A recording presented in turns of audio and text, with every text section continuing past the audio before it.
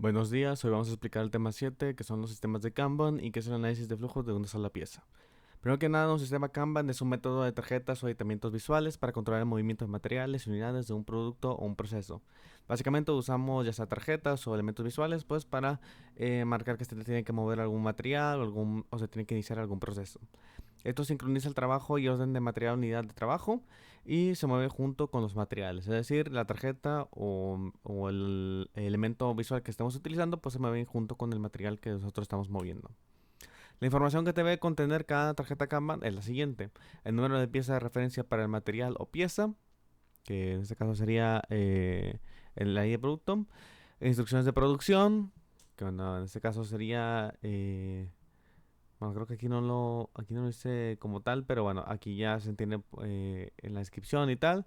Tiempo y fecha de ser producido. Aquí se pone fecha de pedido, fecha de entrega. Cantidad a producir, aquí también se pone cantidad, 250 en este caso. Instrucciones de transporte. eh, bueno, aquí lo dice bien, pero supongo que también podría relacionarse con la ubicación del objeto. Y las instrucciones de almacenamiento, que bueno, ya sería la ubicación donde se tiene que almacenar. Ahora, para ello nosotros buscamos tener una producción suavizada con estas tarjetas Kanban, lo cual implica una sincronización de la producción de todos los productos para alcanzar la demanda. Esto incluye los horarios de trabajadores, el equipo y los órdenes de materiales. Para poder tener una producción suavizada, primero hay que calcular la producción requerida por día, calcular el takt time y asegurar que la capacidad instalada satisface la producción requerida por día, ¿no? Pues la capacidad siendo cuántas piezas podemos producir en un día. Ahora, para ello tenemos que desarrollar un proceso llamado un balanceo de cargas. Algunos conceptos que hay que tener en cuenta son los siguientes. Carga es el volumen de trabajo necesario para satisfacer la demanda requerida. Balanceo de carga entonces sería el balance entre la carga y la capacidad de forma iterativa durante la producción. Y esto se realiza después de un BCM, de hacer un flujo de una pieza, de hacer un sistema de prueba de error y de hacer también un sistema de mantenimiento total productivo, que bueno, eso lo veremos más adelante. Aquí tenemos un ejemplo donde tenemos un proceso representado por cada una de estas formas, con un tiempo en cada división de 15 minutos. Y bueno, aquí podemos ver que un producto pues toma todo este tiempo de producción. Después el siguiente, pues tiene unos tiempos de receso o de espera. Y igual con el tercero, que también tiene mucho más tiempo de espera. En una producción tradicional, nosotros empujaríamos primero todo lo que sería un producto, después el siguiente y después el siguiente. En el caso de una producción de tipo, bueno, en el caso de una producción donde balanceamos la carga, básicamente vamos a producir un tipo de material, después vamos a producir el siguiente y después bueno, después el siguiente producto conforme vayan saliendo, haciendo que haya menos tiempos de espera y en general tengamos una producción más nivelada. Hay diferentes tipos de Kanban. Uno puede ser de producción, el cual nos dice qué cosas se deben producir y cuántas, e informa a los empleados que empiecen la producción. Y el Kanban de retiro, que informan qué cosas se deben remover o sacar de un paso anterior en el proceso o de un supermercado. Es muy fácil de entender también con este ejemplo. Aquí tenemos una serie de pasos donde se comunican a través de un supermercado.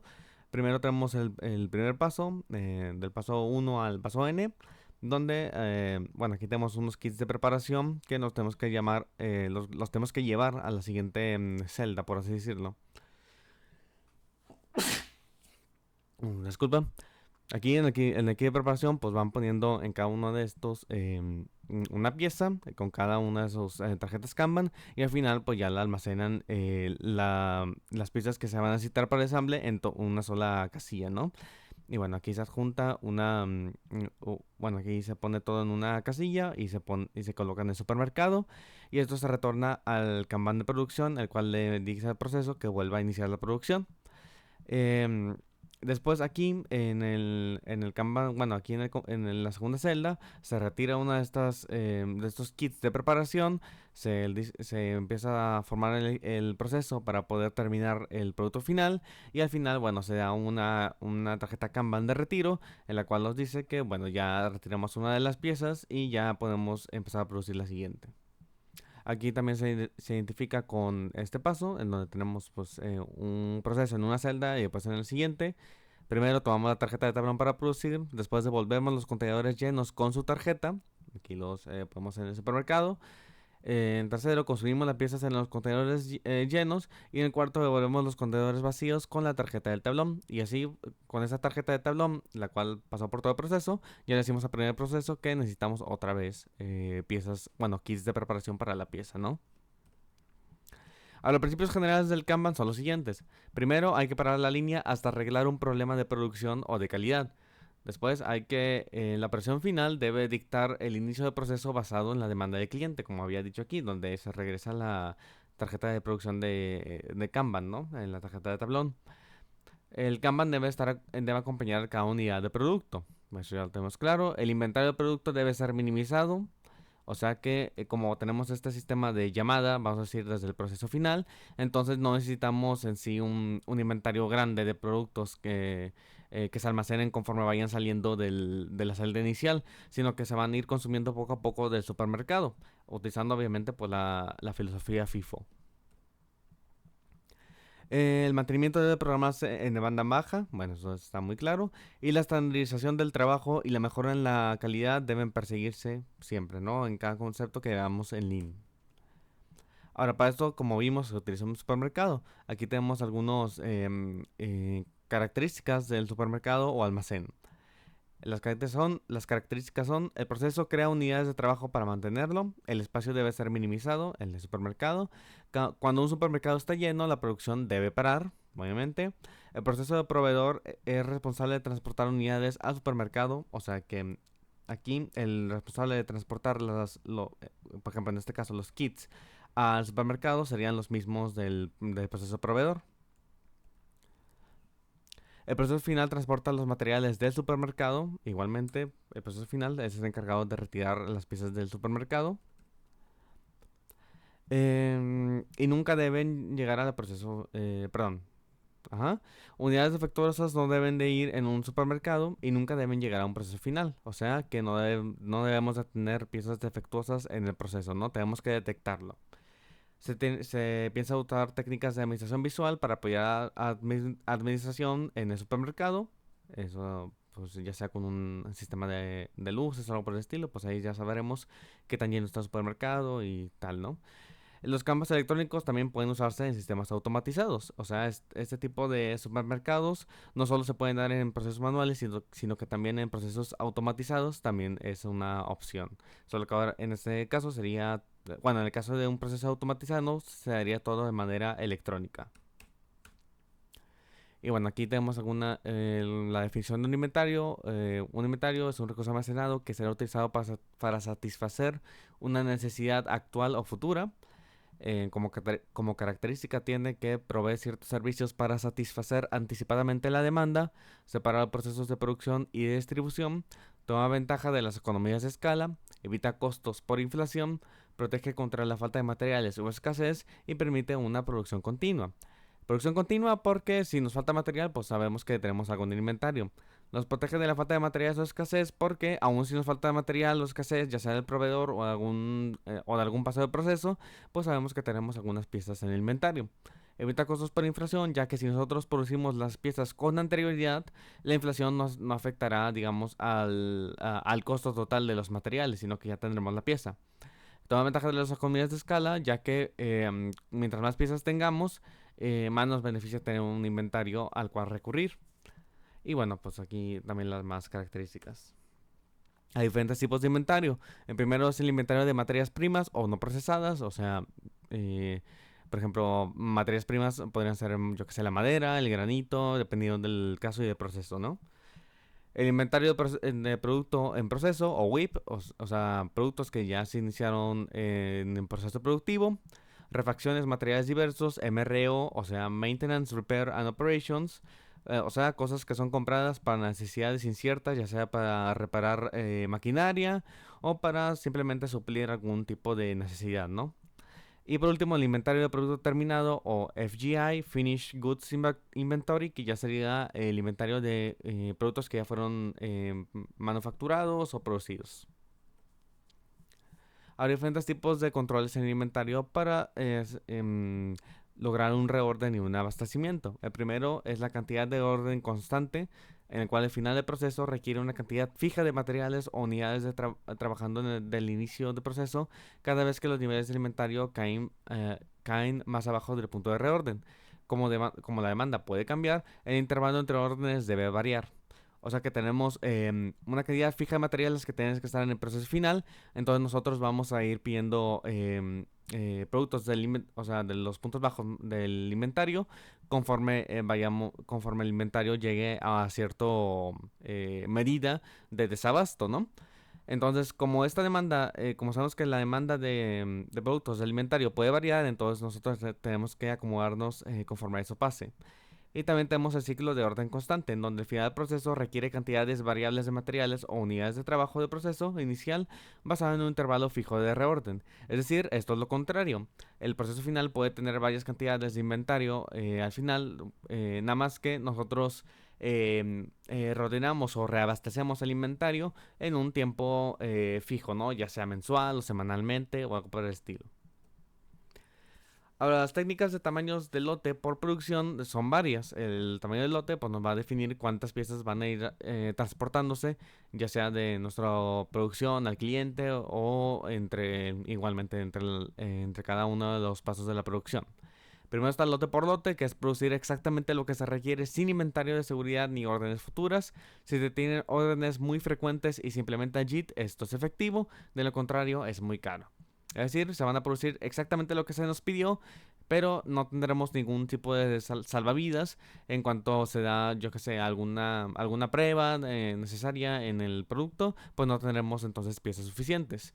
Sin embargo, pues si tenemos órdenes muy frecuentes y de muy alto volumen y tal, esto es muy efectivo, ya que pues bueno, no tendremos la necesidad de tener un inventario.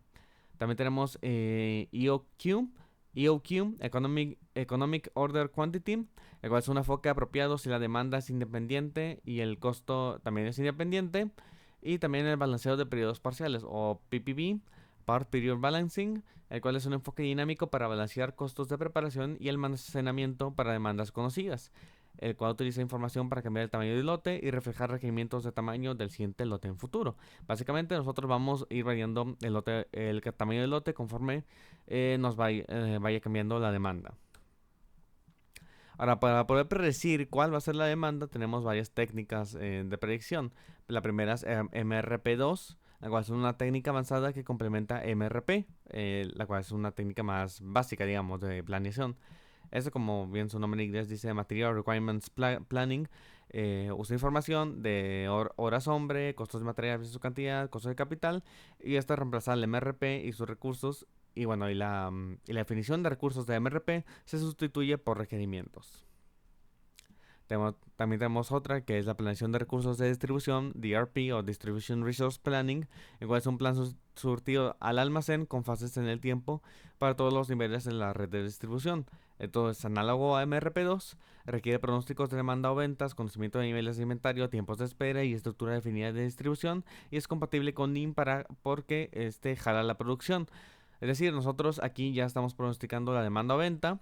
MRP2, nada más lo estamos haciendo conforme nosotros tengamos información de las horas hombre y tal, y el capital que tenemos y tal, pero aquí ya estamos usando pronósticos, ¿no? Pronósticos de demanda y de ventas, algo ya más externo a la producción, teniendo conocimientos de inventario, tiempos de espera, etcétera, ¿no? Entonces, como tenemos ese conocimiento, nosotros podemos ir jalando la producción de acuerdo a la demanda que nos proporciona el cliente. Ahora es importante identificar cuáles son los costos relacionados con el inventario. El primero son los costos de almacenamiento, que son los costos por tener el inventario en sí, los cuales incluyen salarios de, yo que sé, los almacenistas, seguros, rentas, intereses, etcétera. También tenemos costos de ordenar, que es costos por poner un pedido en el almacén, lo cual incluye personal, materiales y el procesamiento. Y también tenemos costos de preparación, que es el costo por configurar el proceso de producción para producir un cierto componente, ¿no? O sea, esto ya refiere a cambios de herramienta, etcétera, ¿no? También tenemos otro modelo que es el modelo EOQ o cantidad económica, que es un modelo de reorden o manejo de inventarios, el cual asume los siguientes supuestos. Primero, que la demanda es conocida en constante. Segundo, que el tiempo de espera es conocido en constante. Tercero, que el lote llega completo y en un solo momento. Cuarto, que no es factible hacer descuentos por cantidad. Quinto, que los únicos costos variables son el de preparación y el de almacenaje. Sexto, que la falta de inventario o bajos niveles del mismo pueden evitarse programando a tiempo las órdenes. Séptimo, que a mayores órdenes más alto es el costo de preparación. Y octavo, que a órdenes menos frecuentes mayores son los costos de almacenamiento, ¿no? Esto hay que tenerlo en cuenta si queremos usar este modelo para el reorden y el manejo de inventarios. A continuación, bueno, antes de ver algunas fórmulas que nos ayudan a poder planear todo lo que sería nuestro inventario, primero vamos a ver las variables relevantes, ¿no? Q sería el número de piezas por orden. Q con asterisco sería igual al número óptimo de piezas por orden, o EOQ. D es la demanda anual de unidades para el inventario de unidades. S es el costo de preparación por orden. Y H es el costo de almacenaje por unidad por año.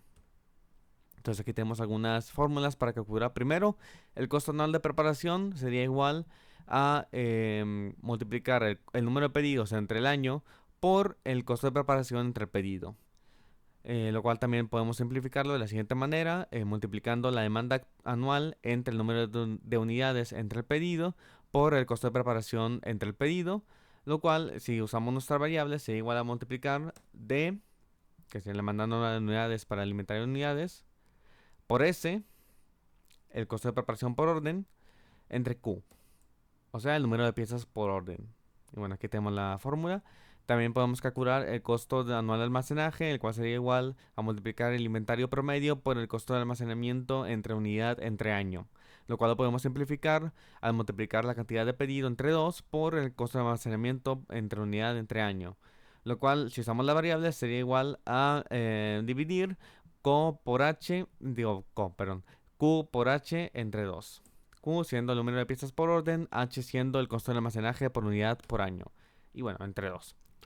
Ahora, la cantidad de resultados se va agotando en lo que llega al siguiente paso. Esta gráfica lo ejemplifica.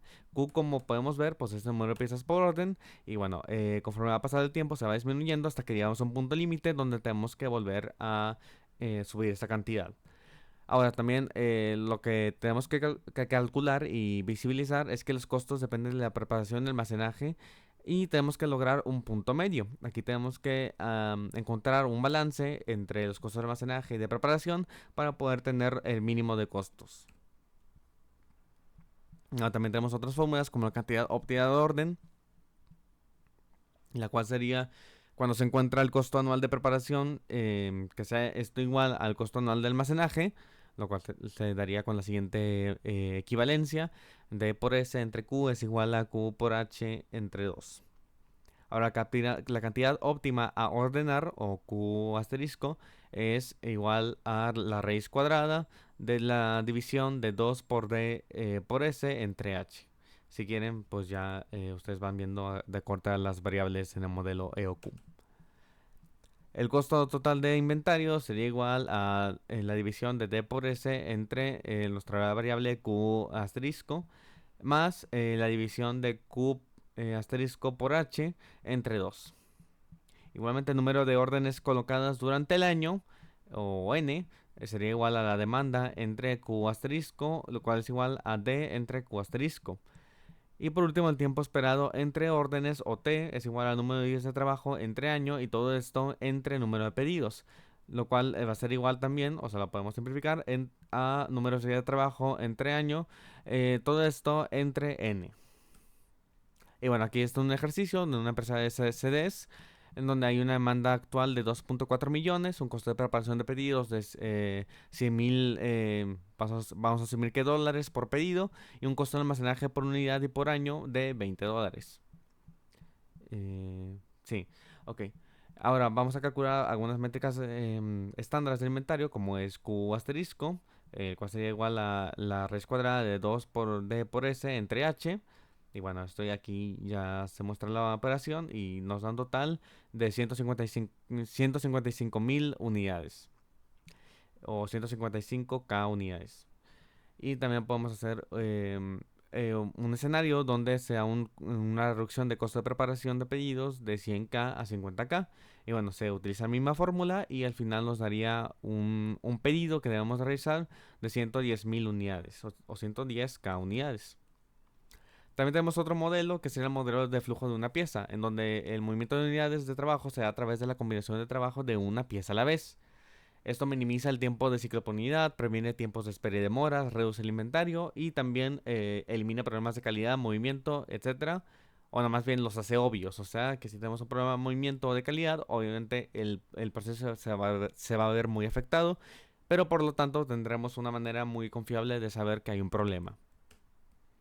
Los requisitos para tener un modelo como este de flujo de una pieza son los siguientes. Tener tiempos de cambios que sean cortos, que las unidades de trabajo usualmente sean en grandes volúmenes, tener niveles de calidad muy buenos, tener controles de producción que estén en el lugar, utilizar sistemas de jalar o pull en lugar de empujar, ya saben, en el flujo, como ya habías visto, por ejemplo, en los ejemplos del VSM, y tener el equipo de capacidad para estar balanceados respecto a la demanda del cliente, ¿no? Claro, usando el takt time y todas las medidas que ya vimos por acá.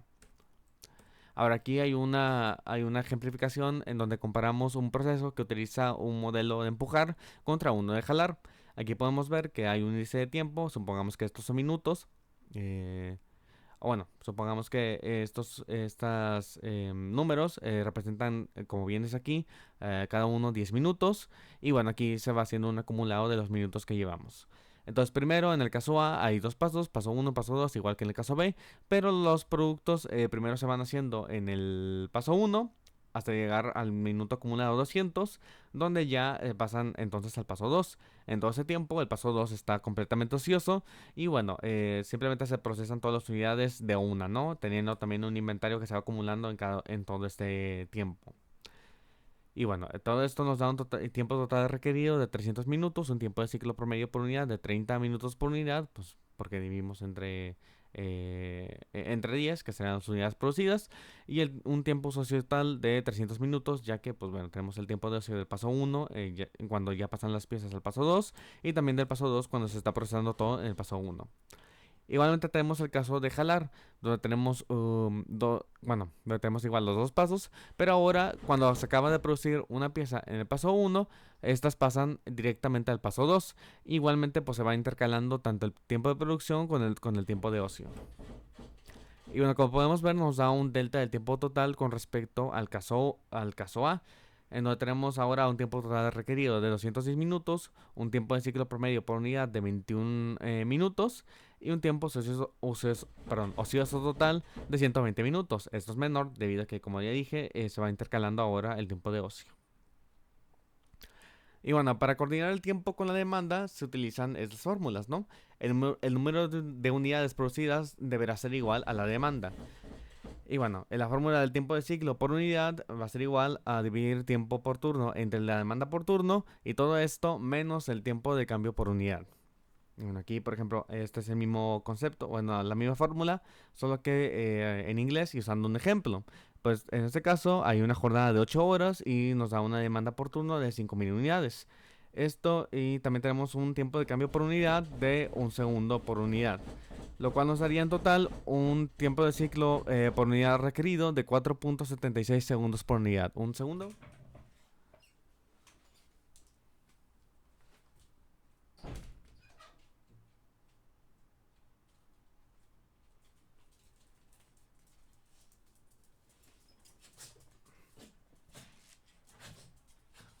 Ok. Disculpa los perros. Ahora vamos a hablar de los sistemas de empuje. Las organizaciones que usan los sistemas de empuje completan unidades de trabajo y las pasan al siguiente paso del proceso aun si este no está listo. Estas se consideran ineficientes por la gran cantidad de inventario que generan, tienen problemas de calidad que se enmascaran, tiempos de ciclo inflados y un espacio físico donde almacenar unidades de trabajo que se consumen, ¿no? O sea, que no podemos usarlo para hacer unidades de producción. Al contrario, en los sistemas de jalar o pool, las organizaciones completan unidades de trabajo y después dejan que el proceso esté ocioso hasta que el siguiente paso esté listo. O sea, es tal como lo vimos en estos casos, donde primero producimos todas las unidades en el caso A y generamos inventario y luego las pasamos al paso B y bueno, también generamos tiempo ocioso en el paso 1, ¿no? Como sería en el caso A.